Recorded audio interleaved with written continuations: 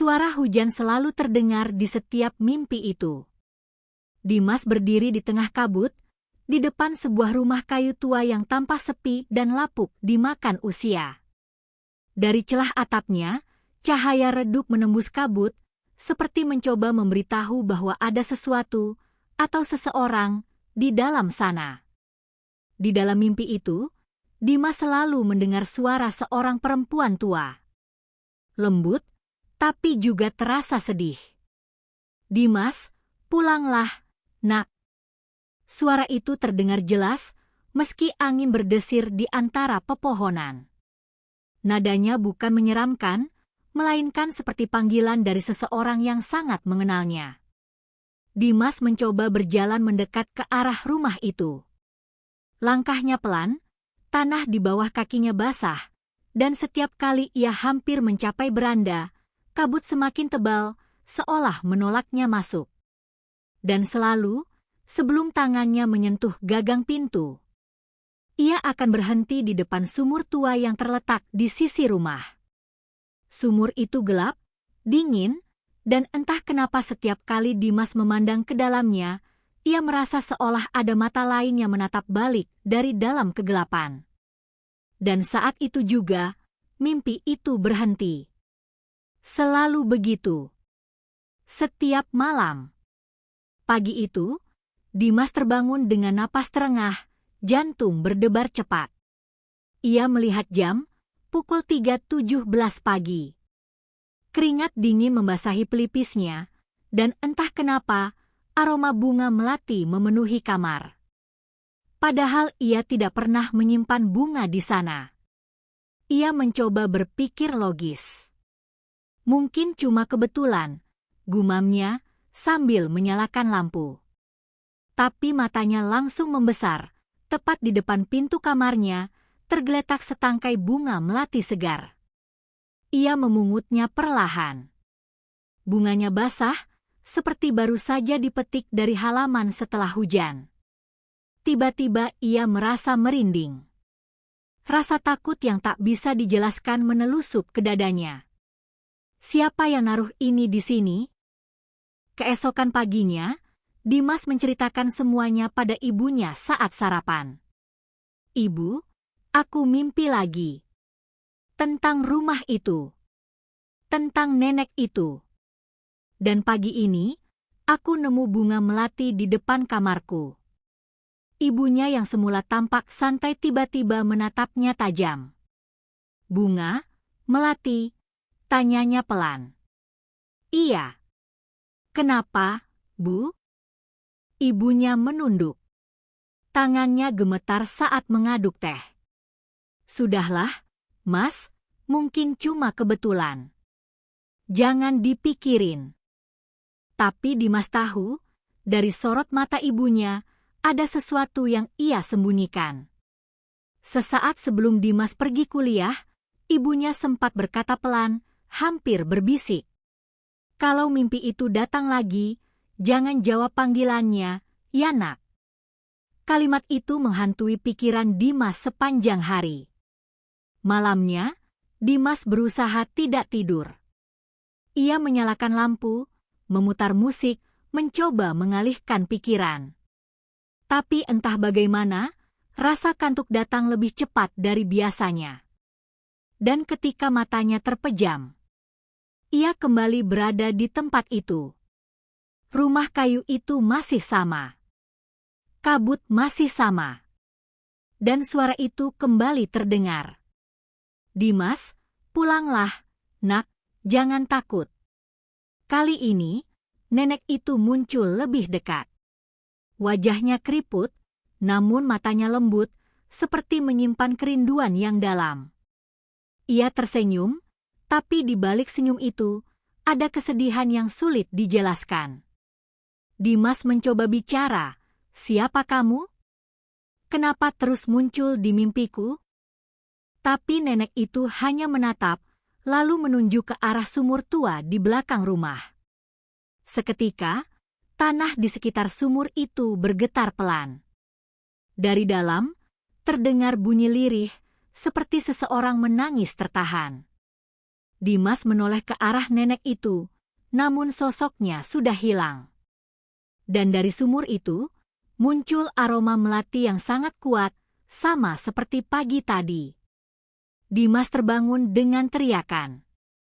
Tubuhnya basah oleh keringat, dan ketika ia membuka mata, ia melihat sesuatu di meja belajarnya, bunga melati segar lagi. Kali ini, di atas kertas kecil bertuliskan tulisan tangan tua. "Pulanglah, nak." Pernahkah kamu bermimpi tentang seseorang yang tak kamu kenal, tapi rasanya begitu nyata?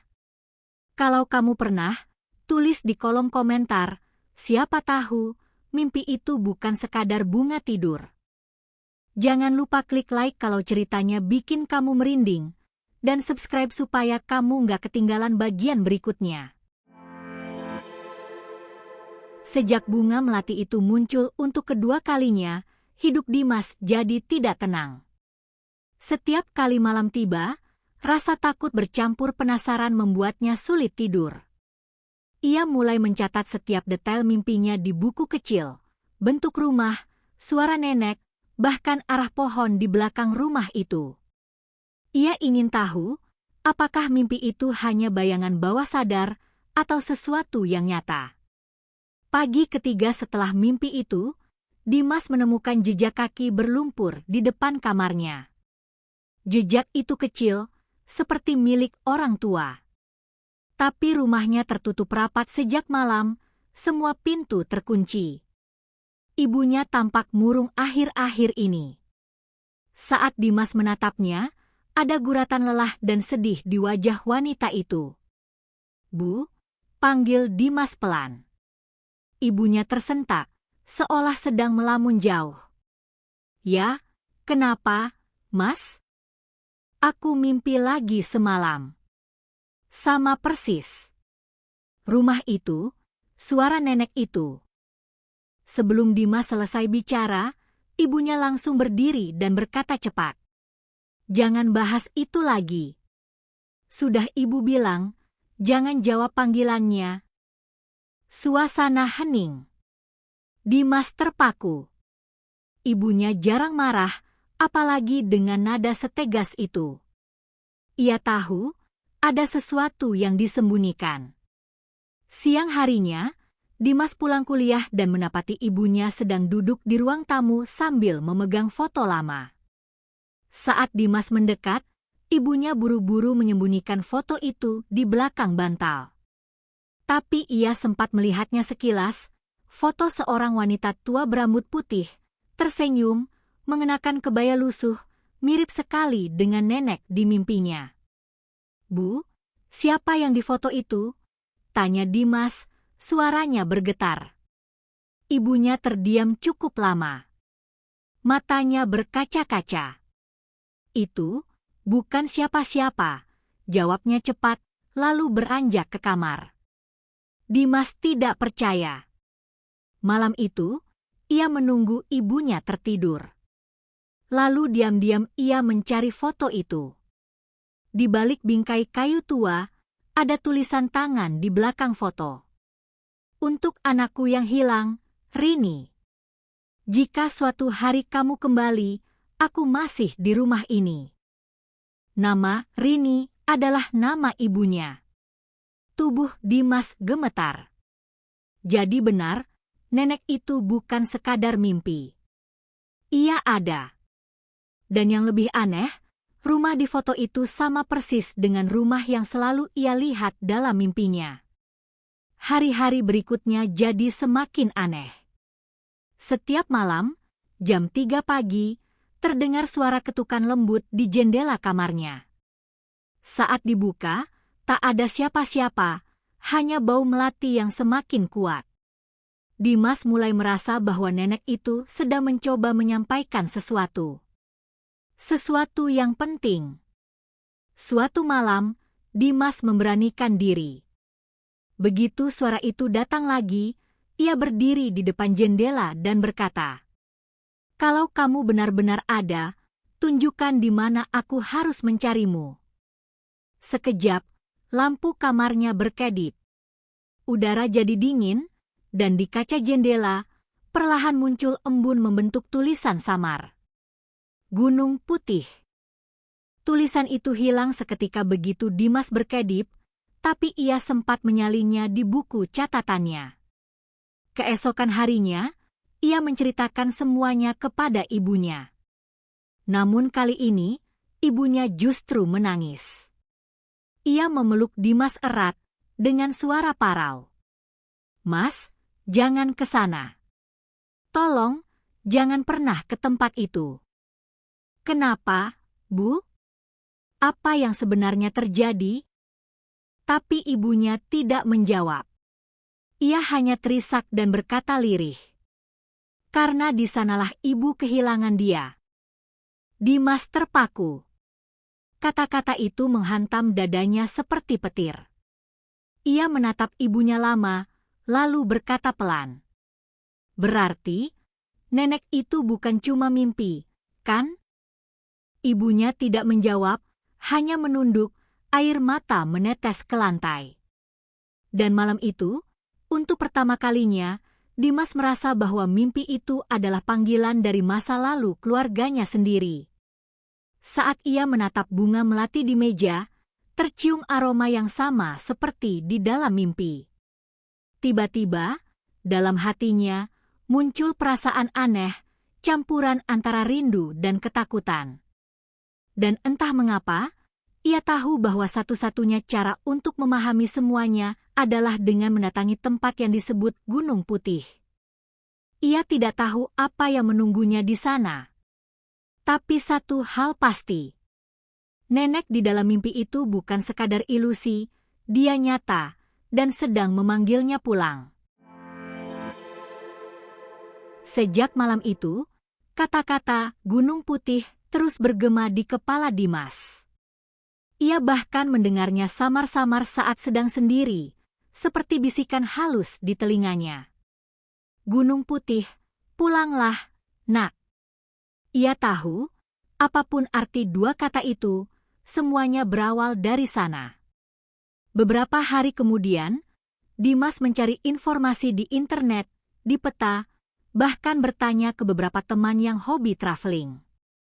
Namun tak ada yang tahu di mana tepatnya desa Gunung Putih itu berada. Sampai akhirnya, seorang teman lamanya, Arga, mahasiswa geografi, berkata, aku pernah dengar. Gunung Putih itu nama bukit di daerah pinggir Kabupaten Sukamukti. Tapi katanya, di sana ada satu desa tua yang udah lama ditinggalin orang." "Desa tua?" "Iya." Katanya setelah kebakaran besar, hampir semua warganya pergi. Cuma tersisa beberapa rumah kosong. Orang-orang nyebutnya desa yang hilang. Kalimat itu membuat darah Dimas berdesir. Ia tahu, itulah tempatnya. Malamnya, ia duduk sendirian di kamar, menatap foto lama yang sempat ia curi pandang dari ibunya, foto sang nenek dengan kebaya lusuh itu. Ia membalik foto itu lagi. Tulisan tangan di belakangnya kini seolah bersinar di bawah cahaya lampu. "Untuk anakku yang hilang, Rini. Jika suatu hari kamu kembali, aku masih di rumah ini. Rumah di bawah Gunung Putih." Air mata menetes tanpa sadar. Dimas menggenggam foto itu erat, lalu berbisik, "Aku akan datang, Nek." Pagi berikutnya, Dimas bersiap. Ia tak memberitahu ibunya, takut dilarang lagi. Ia hanya meninggalkan secari kertas di meja makan. "Aku harus tahu kebenarannya. Jangan khawatir, Bu. Aku akan pulang." Ia membawa ransel kecil, pakaian secukupnya, dan satu benda yang entah kenapa terasa penting, bunga melati kering yang masih tersisa di mejanya. Ia menaruh bunga itu di dalam buku catatannya. "Kalau mimpi ini benar, dia pasti bisa menuntunku," gumamnya. Perjalanan menuju Gunung Putih tidak mudah. Setelah naik bus selama 4 jam, Dimas tiba di sebuah kecamatan kecil. Dari sana, tak ada kendaraan umum lagi. Seorang kakek penjaga warung bercerita, "Kalau kau mau ke sana, harus jalan kaki lewat hutan pinus. Tapi nak, tempat itu sudah lama nggak ada orang. Orang-orang sini percaya, kalau malam, suka terdengar suara perempuan memanggil nama seseorang dari arah hutan." Dimas hanya tersenyum tipis. "Kalau suara itu memanggil namaku, mungkin dia yang sedang aku cari." Kakek itu menatapnya lama, lalu berkata lirih, "Kalau begitu, jangan lupa, jangan jawab kalau kau dipanggil lebih dari 3 kali." Sore itu, Dimas mulai berjalan menyusuri jalan setapak menuju hutan pinus. Udara makin dingin, kabut turun pelan. Suara jangkrik dan desir angin jadi satu-satunya teman. Setiap langkah yang ia ambil terasa berat, bukan karena lelah, tapi karena firasat yang aneh, seolah ada sesuatu yang menatapnya dari balik pepohonan. Di tengah jalan, ia menemukan papan kayu kecil bertuliskan pudar, "Desa Gunung Putih, 1 kilometer." Hatinya berdebar. Langit mulai memerah, menandakan senja tiba. Ia mempercepat langkah. Namun tiba-tiba, dari kejauhan, terdengar suara lembut, "Dimas." Langkahnya terhenti. Suara itu sama persis seperti di dalam mimpi. Ia menoleh ke belakang, tak ada siapa-siapa. Hanya kabut. Kemudian suara itu terdengar lagi, lebih jelas, "Dimas, pulanglah, nak." Kali ini, ia tak takut. Ia justru menatap ke depan, ke arah sumber suara yang datang dari lembah di bawah sana.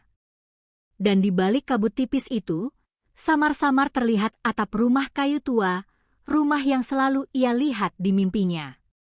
Langit gelap. Dimas berdiri di depan gerbang kayu yang nyaris roboh, menatap rumah itu. Udara di sekitar begitu hening, bahkan suara serangga pun seakan lenyap. Ia bisa mendengar detak jantungnya sendiri. Rumah itu tampak sepi, tapi ada sesuatu yang aneh. Lampu minyak di dalam rumah menyala redup, seperti ada seseorang di sana. Dan di tanah di depan rumah itu, tumbuh pohon melati liar, bunga-bunganya bermekaran indah di tengah dinginnya kabut malam. Dimas menatap bunga-bunga itu lama, lalu tersenyum tipis. Kalau ini bukan kebetulan, berarti aku sudah sampai di tempat yang seharusnya. Langit mulai menghitam saat Dimas melangkah mendekati rumah kayu itu. Kabut turun perlahan, menutupi jalan setapak. Udara di sekelilingnya dingin menusuk tulang. Satu-satunya suara hanyalah gemerisik dedaunan dan detak jantungnya sendiri. Rumah itu berdiri di tengah lahan kosong, diapit pohon bambu yang bergoyang pelan tertiup angin. Dari dekat, rumah itu tampak lapuk, sebagian dindingnya berlubang, dan atapnya hampir runtuh. Tapi, lampu minyak di dalam rumah masih menyala. "Siapa yang masih tinggal di sini?" bisik Dimas. Ia ragu sejenak. Namun saat melangkah ke anak tangga pertama, pintu rumah itu berderi perlahan, terbuka sendiri, seolah memang menunggunya. Aroma bunga melati kembali memenuhi udara, kali ini jauh lebih kuat. Dimas menarik napas panjang dan melangkah masuk. Bagian dalam rumah itu sederhana, tapi terasa asing sekaligus familiar. Ada meja kayu tua di tengah ruangan, dengan taplak lusuh yang sudah berdebu. Di dinding tergantung foto-foto hitam putih keluarga, beberapa wajah sudah pudar, tapi di antaranya ada satu foto yang membuat Dimas terdiam. Foto seorang wanita muda sedang menggendong bayi kecil. Di bawahnya tertulis tulisan tangan samar. Rini dan Dimas, 2005. Tubuh Dimas membeku. Itu adalah foto ibunya saat muda dan dirinya sendiri saat bayi.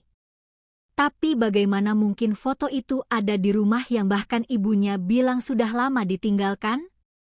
Tiba-tiba, terdengar langkah pelan di lantai kayu belakang. Ketuk, ketuk, ketuk.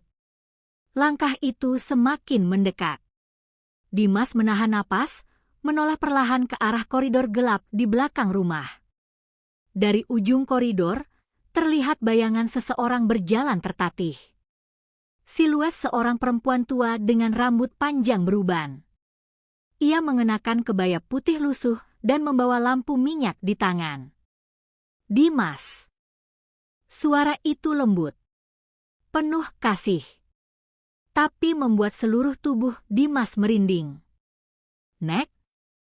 Suara Dimas bergetar. Perempuan itu berhenti. Ia menatap Dimas lama, lalu tersenyum, senyum yang penuh rindu.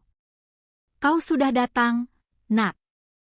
Air mata menggenang di mata Dimas tanpa ia sadari. Aku nggak tahu ini mimpi atau bukan. Nenek itu mendekat pelan. Cahaya lampu minyak memantulkan wajahnya yang keriput, tapi penuh ketenangan. Ia mengangkat tangannya, menyentuh pipi Dimas lembut. Tidak, Nak. Ini bukan mimpi. Aku hanya menunggu kau benar-benar pulang. Saat tangan nenek itu menyentuhnya, Dimas merasakan sesuatu yang aneh, dingin, tapi menenangkan. Hatinya bergetar.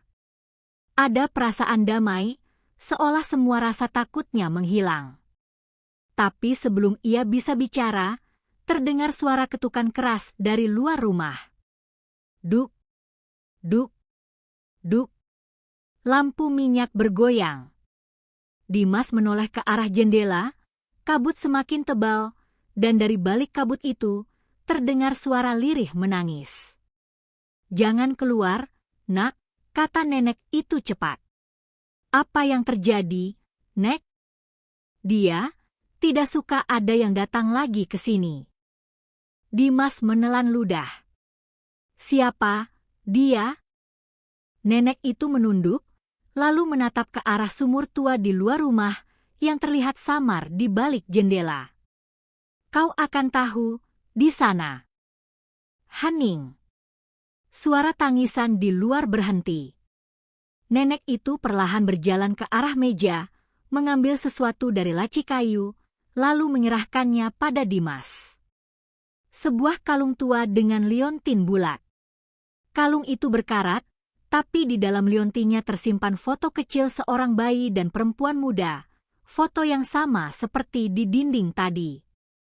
Kalung ini dulu untuk ibumu, ucap sang nenek. Sampaikan padanya, aku sudah maafkan semuanya. Sebelum Dimas sempat bertanya maksudnya, lampu minyak di tangan nenek itu padam tiba-tiba. Ruangan menjadi gelap gulita. Ketika Dimas menyalakan senter dari ponselnya, nenek itu sudah tidak ada. Hanya tersisa kalung di tangannya dan bau melati yang semakin pekat. Dimas melangkah pelan keluar rumah. Kabut makin tebal, tapi ia bisa melihat jelas. Di sisi kanan rumah itu ada sumur tua yang tertutup papan kayu lapuk. Ia berjalan mendekat. Papan itu tampak baru, seolah seseorang menutupnya belum lama ini. Di ujung papan, tertulis sesuatu dengan kapur putih. Jangan buka. Biarkan dia beristirahat. Tiba-tiba, angin berhembus kencang. Papan itu bergeser sedikit. Dan dari dalam sumur, terdengar suara perempuan menangis pelan. Dimas, jangan tinggalkan aku. Dimas tertegun. Suara itu bukan suara neneknya. Lebih muda. Lebih familiar. Dan yang paling menakutkan, itu suara ibunya. Kabut belum juga reda malam itu. Dimas masih berdiri di depan sumur tua itu, tubuhnya gemetar. Suara yang baru saja ia dengar barusan, suara yang memanggil namanya dengan lirih dan sedih. Itu benar-benar suara ibunya. Tidak mungkin, bisiknya, suaranya bergetar. Tapi suara itu datang lagi, kali ini lebih jelas. Dimas, tolong aku. Udara seketika terasa berat. Angin berhenti berhembus. Hutan di sekitar desa menjadi sunyi, terlalu sunyi. Dimas memegang papan kayu penutup sumur, tapi tiba-tiba terdengar langkah pelan di belakangnya. Langkah seseorang yang mendekat dengan sangat perlahan. Ketuk, ketuk, ketuk. Ia menoleh perlahan. Dan di antara kabut, berdiri sosok nenek itu. Matanya tampak berkaca-kaca, tapi senyum di wajahnya tetap lembut.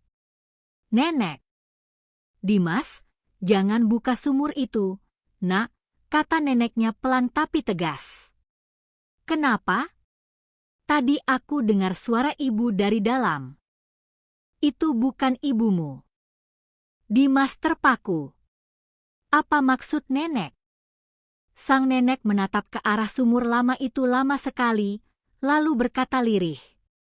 Yang kau dengar bukan suara ibumu, tapi rasa bersalah yang tertinggal di tempat ini. Dimas tak mengerti. Nenek itu lalu berjalan pelan ke arah rumah, mengisyaratkan agar Dimas mengikutinya. Di dalam rumah, suasana lebih hangat. Cahaya kecil dari lampu minyak kembali menyala dengan sendirinya, entah bagaimana. Nenek itu duduk di kursi goyang, lalu mulai bercerita. Dulu, rumah ini tempat ibumu lahir. Ia anak satu-satunya. Tapi sejak kecil, ibumu keras kepala, ingin merantau, meninggalkan desa. Aku menahannya, karena tempat ini sudah lama menyimpan sesuatu yang tidak baik. Tapi dia tetap pergi. Suara neneknya serak, matanya menerawang. Beberapa tahun setelah dia pergi, rumah ini terbakar. Aku tidak sempat keluar. Orang-orang mengira aku meninggal, dan benar, jasadku tak pernah ditemukan.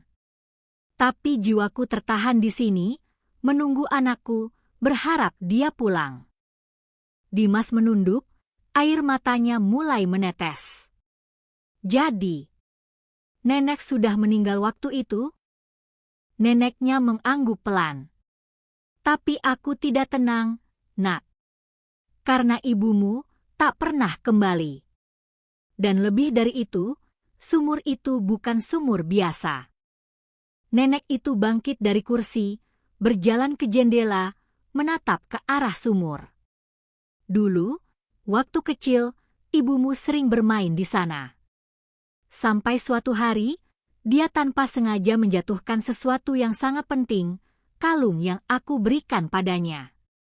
Dia berusaha mengambilnya sendiri, tapi sejak itu, ia selalu ketakutan.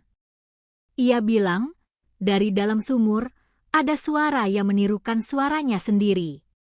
Suara yang memanggil dan menangis. Dimas menatap kalung di tangannya yang tadi diberikan oleh sang nenek. Kalung ini, nenek itu menatapnya, tersenyum tipis. Iya, itu. Kalung yang hilang di dalam sumur waktu itu. Seseorang, atau sesuatu, mengembalikannya padamu sekarang. Karena kau satu-satunya yang mau datang. Tiba-tiba, terdengar suara keras dari luar. Duk, duk, duk. Suara dari arah sumur. Dimas menoleh ke jendela, papan penutup sumur bergerak sendiri. Nenek itu berbisik cepat. Jangan dekati, nak. Itu bukan ibumu. Itu bayangan dari rasa bersalah yang menunggu seseorang untuk menggantikannya. Tapi Dimas sudah berlari keluar. Ia tidak peduli. Jika ada sesuatu di dalam sana yang menyerupai ibunya, ia harus tahu kebenarannya. Ia menatap ke dalam lubang sumur itu dengan senter. Gelap. Dalam. Sunyi. Lalu, bayangan wajah muncul di bawah air. wajah ibunya. Ibu? Air matanya mengalir. Tapi saat wajah itu tersenyum, Dimas sadar sesuatu aneh. Senyum itu terlalu lebar, terlalu dingin. Dan tangan putih pucat muncul dari bawah, berusaha menariknya masuk. Tiba-tiba, seseorang menarik tubuh Dimas dari belakang. Sosok nenek itu memeluknya erat dan berteriak, "Lari, Dimas!" Seketika, seluruh rumah bergetar. Angin berputar kencang. Pohon bambu berderak seperti ingin tumbang. Dari dalam sumur, muncul suara jeritan panjang, campuran tangisan dan tawa. "Aku tak bisa pergi. Kalian yang meninggalkan aku." Nenek itu berdiri di depan Dimas, menghadang arah sumur, lalu berdoa dengan suara pelan. Udara di sekitar mereka bergetar, dan cahaya lembut keluar dari tubuh sang nenek. Dalam sekejap, suara itu menghilang. Kabut perlahan menipis. Dan rumah itu terasa tenang kembali. Dimas menatap sang nenek, yang kini mulai tampak samar. "Nenek, apa yang terjadi barusan?"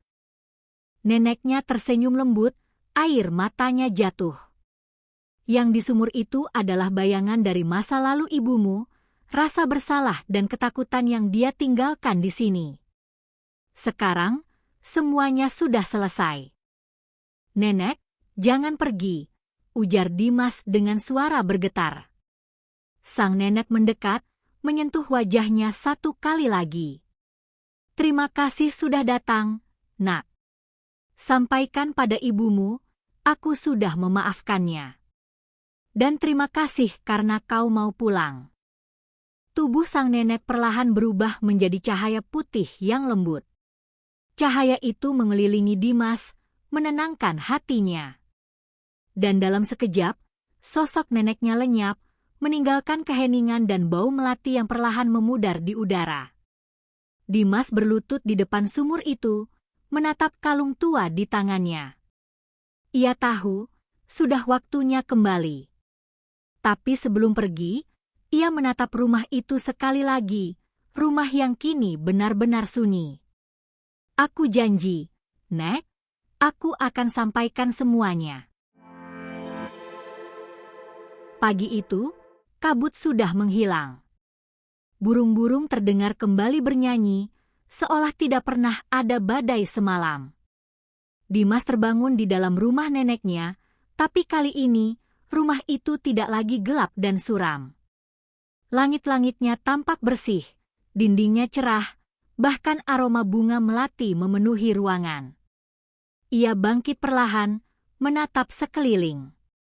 Tidak ada lagi kursi goyang neneknya. Tidak ada foto di dinding. Semuanya kosong. Seperti rumah yang sudah lama ditinggalkan. Dimas keluar ke halaman. Sumur itu masih ada, tapi kini ditutup rapi dengan papan kayu baru. Di atasnya, tergeletak kalung tua yang tadi ia pegang semalaman, tapi kali ini, kalung itu bersinar lembut di bawah sinar matahari. Ia tersenyum kecil. "Nenek, sudah tenang sekarang, ya?" Beberapa jam kemudian, Dimas kembali ke kota. Sepanjang perjalanan, pikirannya terus dipenuhi bayangan wajah neneknya, suara lembutnya, dan cahaya hangat di akhir malam itu. Ia masih belum yakin apa yang sebenarnya ia alami, mimpi, halusinasi, atau memang nyata. Tapi satu hal yang pasti, hatinya terasa lebih ringan dari sebelumnya. Setibanya di rumah, ibunya menyambut dengan wajah cemas. "Dimas, kamu kemana saja 2 hari ini? Ibu khawatir banget." Dimas tersenyum, lalu memeluk ibunya dengan erat. "Ibu, aku ketemu nenek." Ibunya terdiam. Tubuhnya menegang. "Apa?" "Di rumah lama. Nenek baik-baik aja, Bu. Dia cuma mau nitip pesan."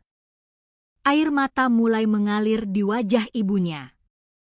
Dimas, nenekmu sudah meninggal puluhan tahun lalu.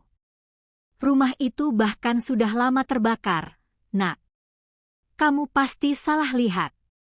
Dimas menggeleng. Ia membuka genggamannya dan menunjukkan kalung tua itu. Ibu kenal kalung ini? Ibunya terpaku. Tangannya gemetar saat menyentuh kalung itu.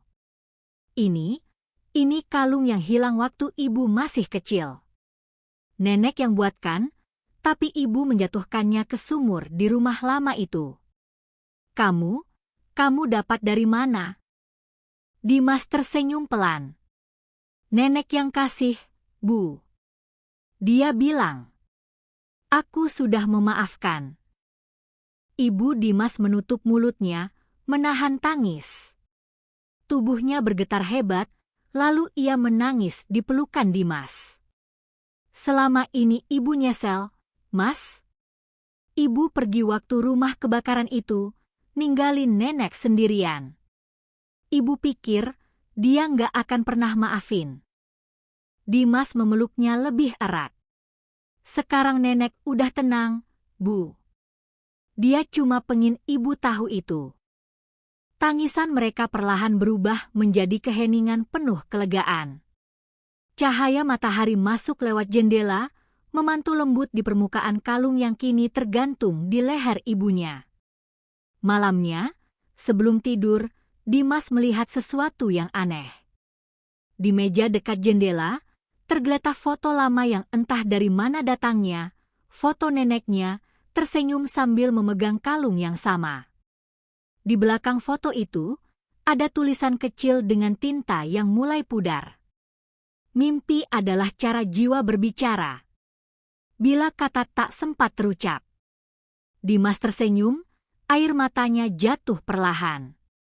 Ia menatap langit malam di luar jendela, dan untuk sesaat, ia melihat cahaya lembut berbentuk siluet neneknya tersenyum. Sebelum menghilang bersama semilir angin malam. Keesokan harinya, Dimas membuat vlog pendek di YouTube-nya. Ia duduk di depan kamera, wajahnya tenang tapi matanya masih basah. Teman-teman, kalian percaya nggak kalau mimpi bisa jadi cara orang yang kita cintai untuk menyampaikan sesuatu?